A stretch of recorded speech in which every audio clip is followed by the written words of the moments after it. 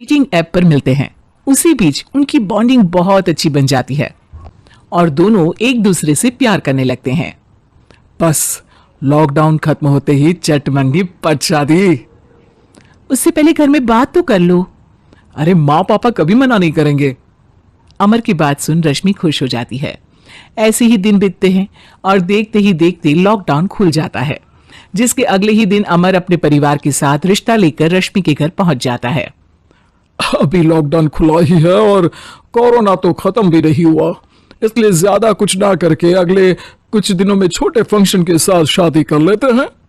अमर के पापा की बात पर सब सहमत हो जाते हैं। कुछ दिन बाद दोनों की शादी हो जाती है और रश्मि अपने ससुराल पहुंच जाती है।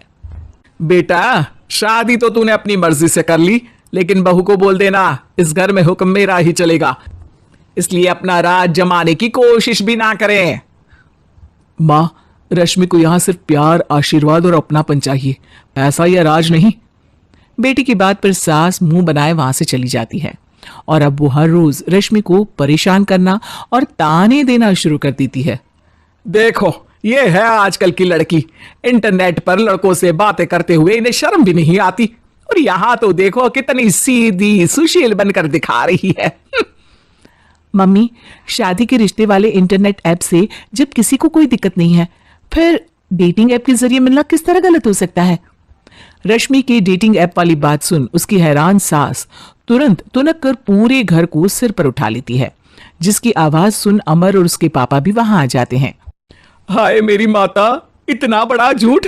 डेटिंग ऐप को इंटरनेट के जरिए मिली है बोलकर इस कलमुही को मेरे सर ला बिठा दिया। अरे नासपिटी, तुझे जरा भी शर्म नहीं आई? वहां न जाने कितने लड़कों से गुलगुलू करके तुझे मेरा ही लड़का मिला था फंसाने के लिए। मां, मुझे तो समझ नहीं आ रहा क्या बोले जा रही हो। डेटिंग ऐप इस्तेमाल करना कोई अपराध नहीं है, और तुम रश्मि को ऐसा कैसे बोल सकती हो? मैं भी तो था उस ऐप पर। पहले उसके लिए मां से झूठ बोला और अब लड़ाई कर रहा है। सास और अमर की बात सुनकर रश्मि हैरान खड़ी रहती है। अमर, तुमने घर में झूठ क्यों बोला? ये सब देख रही हो ना, इसी की वजह से झूठ बोलना पड़ा। एक तरफ अमर और रश्मि की ये बात चल रही होती है, वहीं दूसरी तरफ सास का नॉन स्टॉप क्लेश सबको परेशान कर देता है। सब एकदम चुप, जो हुआ सो हुआ, अब मुझे कुछ ना सुनाई दे। पति की बात सुन सास चुप होकर वहां से चली जाती है, लेकिन अब वो रश्मि के सिर दुनिया भर के सारे काम डालकर उसका जीना पहले से भी ज्यादा मुश्किल कर देती है।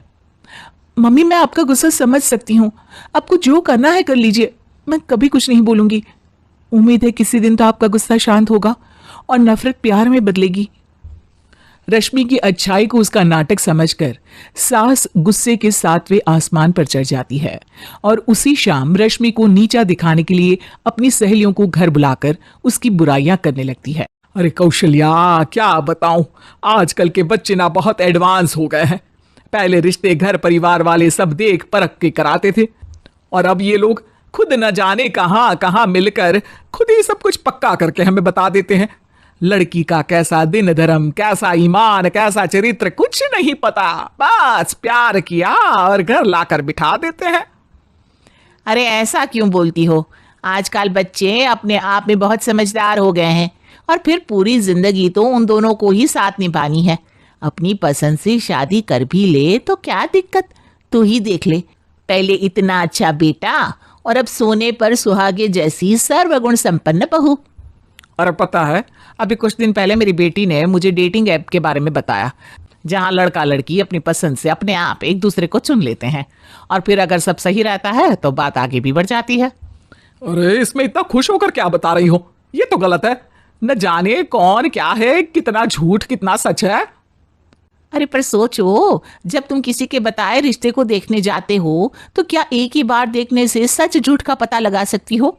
जरूरी नहीं कि बच्चों का लिया फैसला हमेशा गलत हो। अरे बहुत बार हमसे भी तो गलत फैसले होते हैं ना। अच्छे बुरे लोग तो हर जगह मिल सकते हैं, फिर इसमें सिर्फ बच्चे ही गलत कैसे?